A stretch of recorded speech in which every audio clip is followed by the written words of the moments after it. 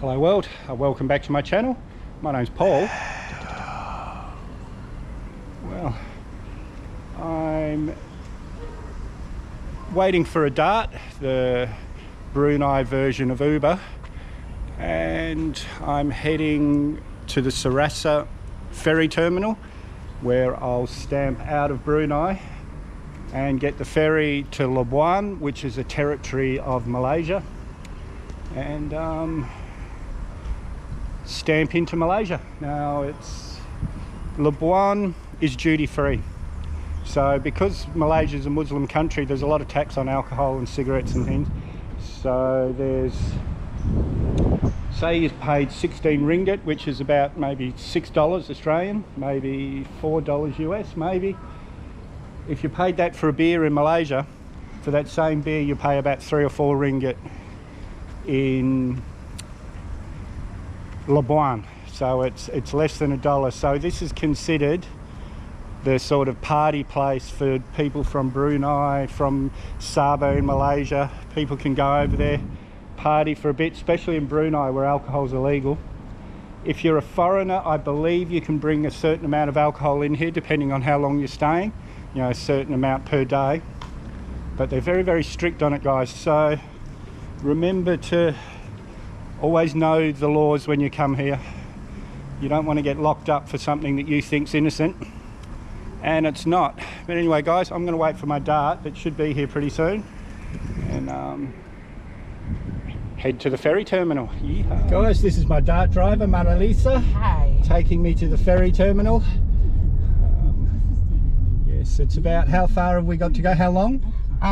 30 minutes. Oh, so 30 about kilometers. half an hour to the terminal, and I'll show you the process when we get there. I have to stamp out of Brunei there, and I stamp into Malaysia in Labuan. Crap. It's 8:30, and I don't know why, but the 9 o'clock ferry's not running, so I board the ferry now at 12:30.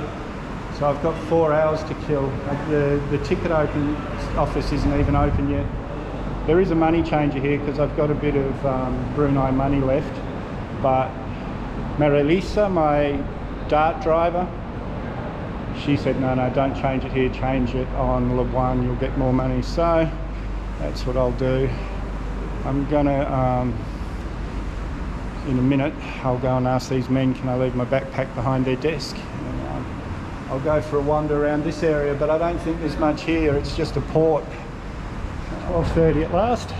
I'm stamped out of Brunei, about to get on the ferry. 2 hours on the ferry, I think, so I should be, it leaves in about half an hour. Whoops, my watch is still in my bag from going through the x-ray. We should be leaving in about 20 minutes, and we'll be on Labuan maybe about 3 o'clock, I think. Oh, this is the boat here. On the side of the boat. Obviously got the fast boat, not the car ferry. Yes, so moving at last. So it's 1 o'clock. Got here, if you remember, a bit after 8 this morning, so but the time went pretty quick. TikTok, Netflix, and messaged with a few friends back in Australia. So yeah, the day went surprisingly quick. Next stop, Labuan, Malaysia. See out here, massive big oil field, rigs everywhere. Oh guys, that was quick. Just took an hour to get here. This is the fast boat, obviously. Looks like that might be one of the car ferries there. Pretty sure we're here. Book into my hotel, go and have a little bit of an explore. And it's Thursday, guys. But this little boat here, Sipitang, Labuan Sipitang, that's the one I'll be heading out on Saturday. Well guys, this is Victoria Town in Labuan Island. It's quite a thriving little town, really. I just got the GoPro out on a back street, but it's quite a busy little town. There's people everywhere. shops. I quite like it, but we'll have a proper explore tomorrow. Morning guys, having some breakfast, got a coffee here, roti coming. I'm a bit of a novelty in this restaurant, which is surprising because this is a big tourist area, but maybe since COVID there hasn't been so many. I'm hungry, I'm going to put this away and drink my coffee. That was an amazing breakfast. Now I'm back at the ferry terminal, just making sure the times for my ferry tomorrow. I think it's 9 o'clock or 1 o'clock, but I want to be sure. Like yesterday I thought it was 9 o'clock and I spent 4 hours sitting at the over 4 hours sitting waiting. But let's just go and check. So yes, for once my information was right, 9 o'clock and 1 o'clock tomorrow. See how I feel. I always think I'll take the late ferry, but then I wake up in the morning and I'm excited to go, so I'll probably be on the 9 o'clock one. Thought this was some flash sort of tourist boat or something, but it's not. It's just, it's all gas bottles on there, not chairs. This is the port of Labuan, and I think in Malay, Labuan actually means port, or Labuan or something. It's a very close word, but that's where the name of the town comes from. It's the ferry terminal just there where I came in. That's the car ferry you can see in the distance. Yeah, but it's this thing with all the one at the top. I thought that was chairs at the back, but it's not. It's gas cylinders, like I said.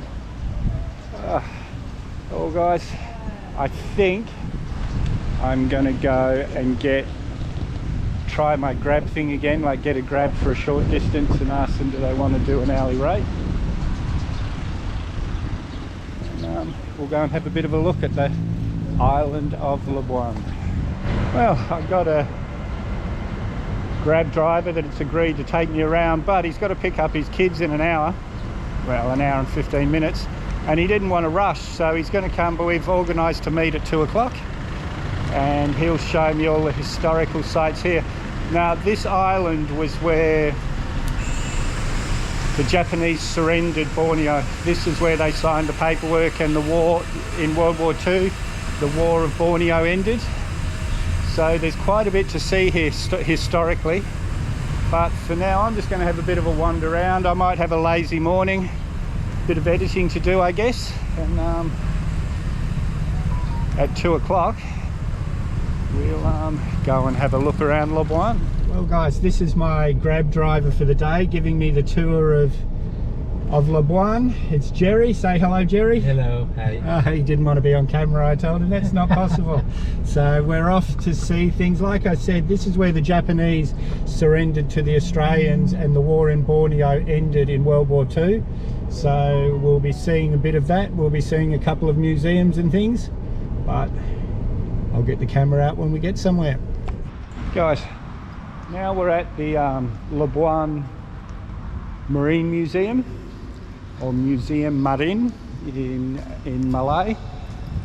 They've got all sorts of aquariums and things in here. I'm not going to go in because again I'm running around trying to show you everything in a day, but guys, this I've been told many times that this is really good. It's all local fish, you know, fish that you can find in this area, but it is a very exciting museum to see, especially if you've got kids, guys. You don't want to miss this. And I'm just going to have a look out at the beach here out the front. Oh wow. And, say hello. Yes, this is what we came in through on the ship, on the boat yesterday. See all the ships here. Oh, there's the car ferry on its way somewhere. Not sure where.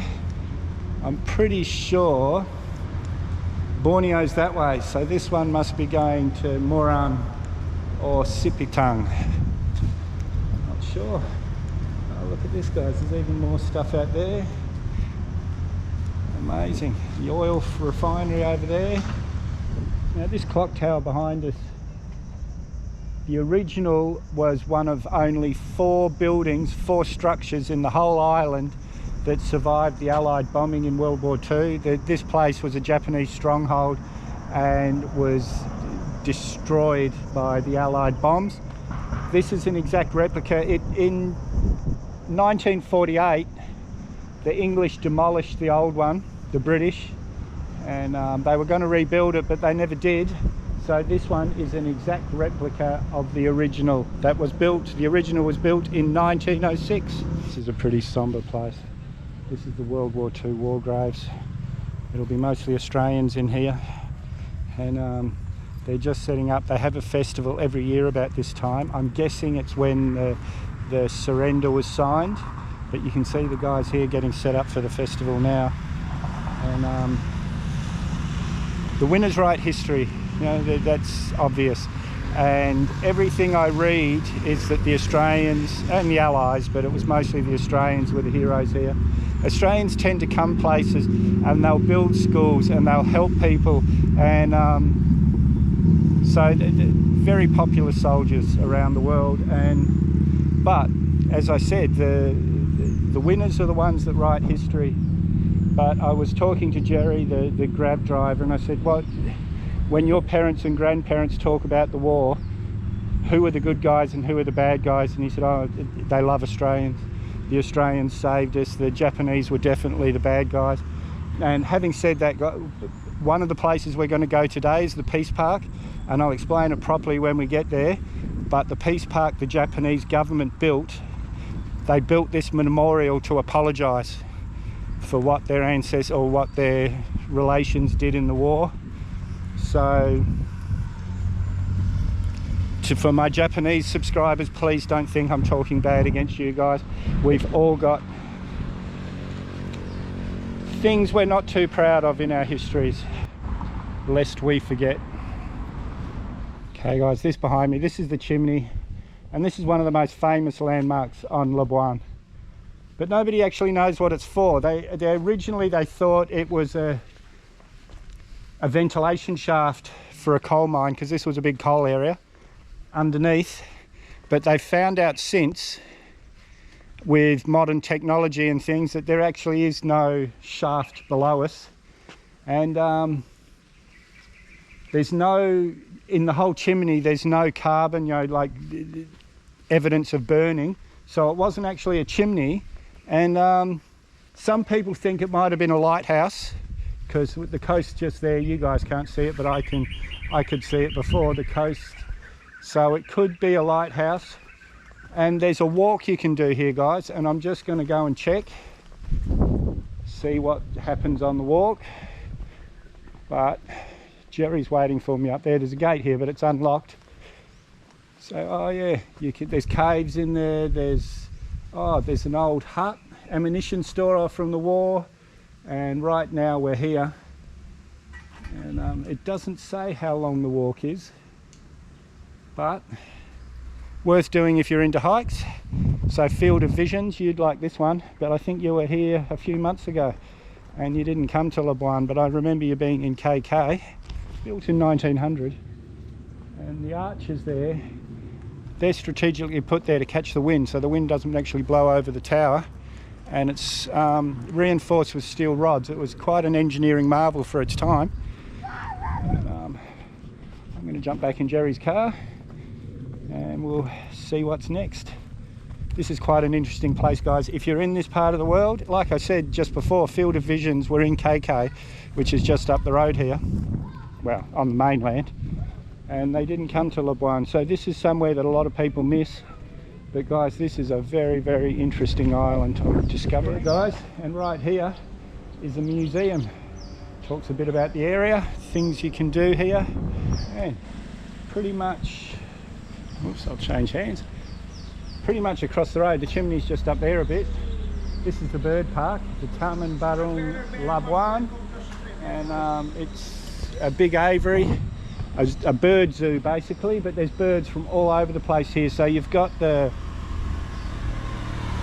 Marine Museum with all the sea life for the area, and you've got this one, the bird park, for all the bird life. This is the Peace Park. This is Peace Point over here.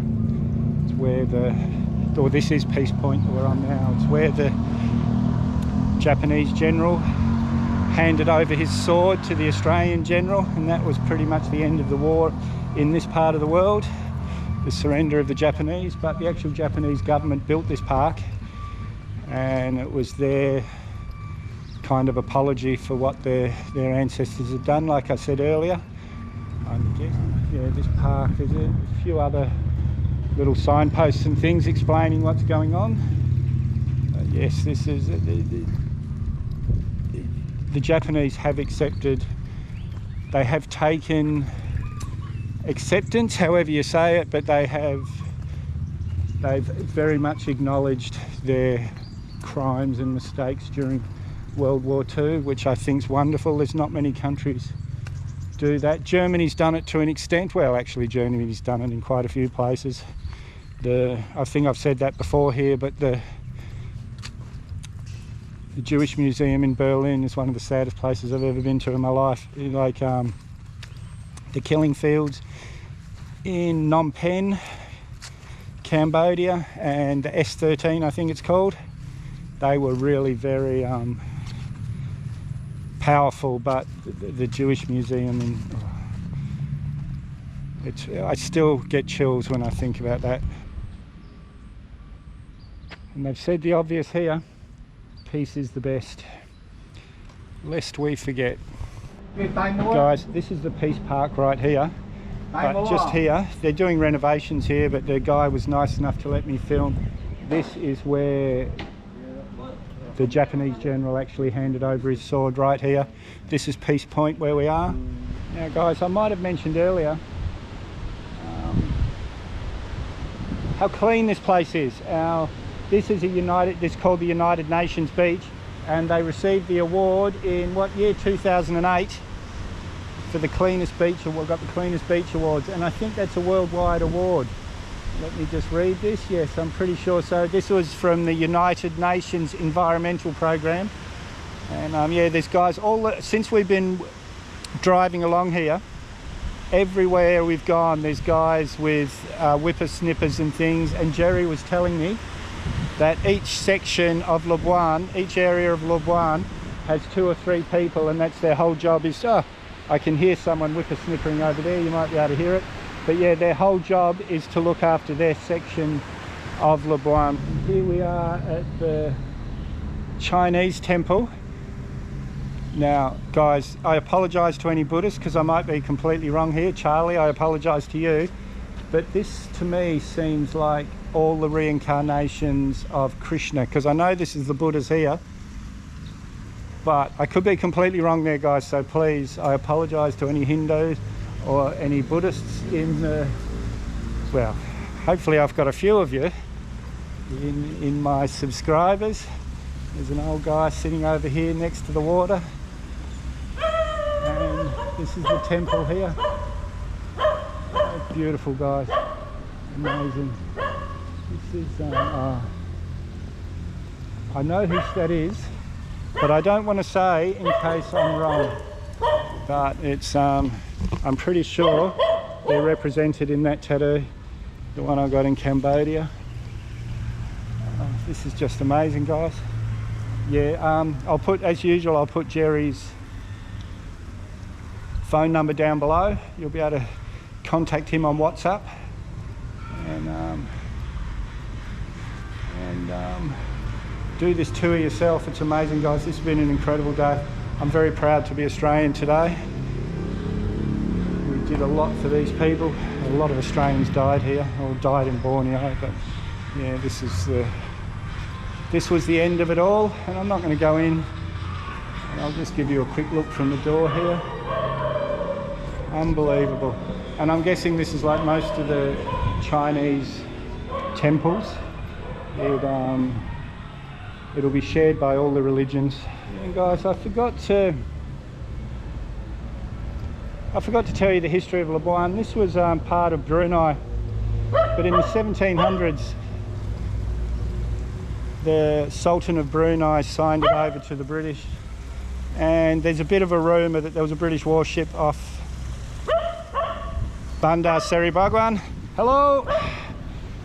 Off Bandar Seri Begawan, threatening to blow up the the then palace of the Sultan, so he had no choice in signing the paper, but that's only a rumour.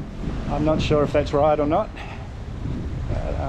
Yeah, so it became a British colony in the 1700s, and now it's part of Malaysia. It got its freedom during Malaysia, but I think I told you before, but it's a tax-free haven, so it's all duty-free here.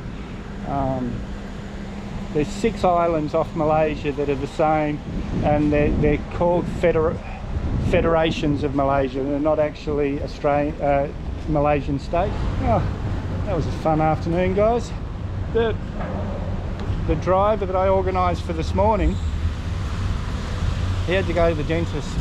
That's why we couldn't do it this morning. He had to take his kids to the dentist, and he ended up being there longer than he should. So he organised Jerry, he's his neighbour, to come and do. He is a Grab driver, but I'll leave his WhatsApp number in the description. But guys, I've got plenty of video today, so if you haven't subscribed yet, hit that Mad Dog icon up there or the subscribe button down below. May as well hit that bell icon while you're down there. I always try and respond to your comments, so leave a comment, give me a big thumbs up, share this video everywhere you can, and I'll see you in the next one.